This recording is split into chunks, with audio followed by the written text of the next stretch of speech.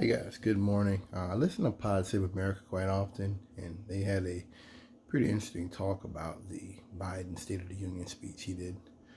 I didn't catch all of it, and they reviewed most of it. Pretty great points.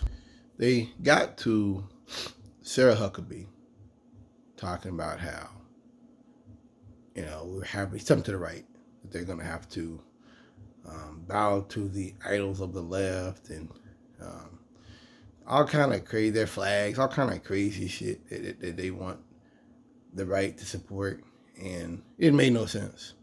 I hadn't heard that. I only heard the part about the uh, there's two sides, normal and crazy. She got it, and they made a great point about how this shows that the right is a caricature. They've caricatured Joe Biden to where they're not jumping on Joe Biden for the issues. They're jumping on Joe Biden because they don't like him, and they're trying to make it out that he's a militant, crazy communist, which he's clearly not. The great, they spoke about it, and they laid it out in a better ways than I could. In that, this is a post-Trump speech. This is a speech that is put to those kind of people who like Trump, but this is the post-Trump era. This is Biden's time. Talking about workers, etc. Buying American, all that kind of stuff. We can't go back to that. That's what made the Trump era to me so disgusting. There isn't much about Trump that will last. Much of his legacy is just destructive. It's like it's like if a terrorist committed a horrible crime. There's no legacy to that. The only legacy is to what the government does to prepare for the next, how they learn from you, and the rebuilding process. That's it. I think that one point they made, and it hit me, is that I always look at these things now with the mindset that there are people who want revanchism, and they want this right wing society that's not really able to operate or do anything as a government should. There's no ability to flex and move and protect people. Um, if you're on the right and you believe this, that we're making people celebrate things they don't celebrate and bow to flags and bow to idols and bow to statues. If you believe this, you're losing elections, and people don't support this. They don't support what you're saying. Um, doesn't that mean that the problem is you? Just an idea. There's plenty of things the far left talks about that I don't agree with. Um, but if it's the path you're taking to just scream about the left being full of militant communists when they're not talking about anything in that direction, um, you're wrong.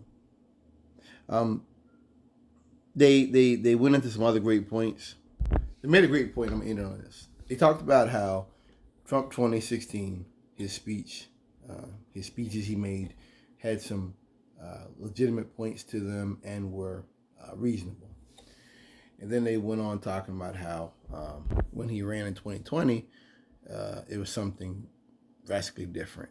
He's talking about people and names that most Americans would not know and would have no connection to. And they kind of went on from that, and it hit me when I listen to these guys, because I follow politics, but I follow it a little differently than most people. It hit me. You've got to understand that Trump 2020 was different in that it was about revenge. When Trump first ran, his whole politics is one of revenge. When he first ran, his politics was about like supporting WikiLeaks, that they were right on everything, because it was about Hillary Clinton, and the emails about Hillary talking to her spy master, talking about how Gaddafi, was not. They lied and said he was giving Viagra to his troops to rape women and children. They were using special ops trainers to teach Al Qaeda to go after Gaddafi. Yeah. Um, all this shit. He used those things to create instability and uncertainty in the Hillary campaign. So he did that. Then he went in talking about how Obama and them were spying on him, and how Obama, they did this to hurt the country, and he had Bannon, and they made some great points about the worker. And this, I always go back. I always call it stories from your uncle. Stories talking about, how life was 100 years ago, and crap like that, and picking out pieces of what was good.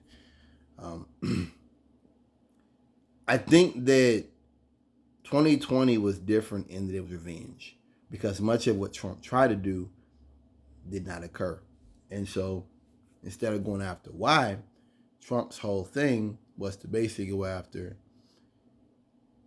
people, the FBI agents that were investigating him. And I guess one of them was talking about how we could do something that, we could basically do something to make something up against him. And he's talking about people that he wanted to get revenge on. And it's important because people have said this, and I agree.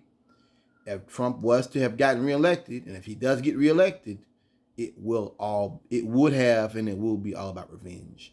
That Trump used the Republican Party, and the office of the president as a vehicle to carry out retribution.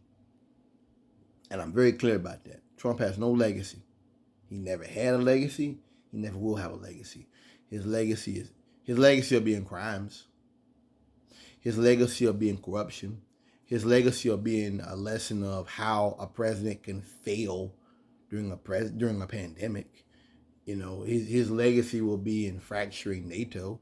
His legacy will be in pulling out the WHO. His legacy will be in being a bombastic, belligerent president that was 110% focused on short-term politics. And if that's what you want, and that's what you're voting for, short-term president, then that's Trump. That's what he was. Not a president for serious people.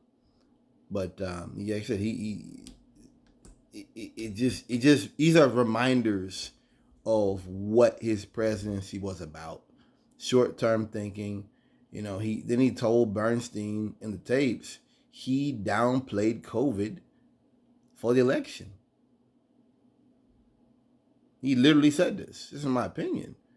I had to go get the tapes just to read them, listen to myself, because I'm like, that's kind of crazy. No, it's not. No, it's not. It's who you voted for. Thanks for listening.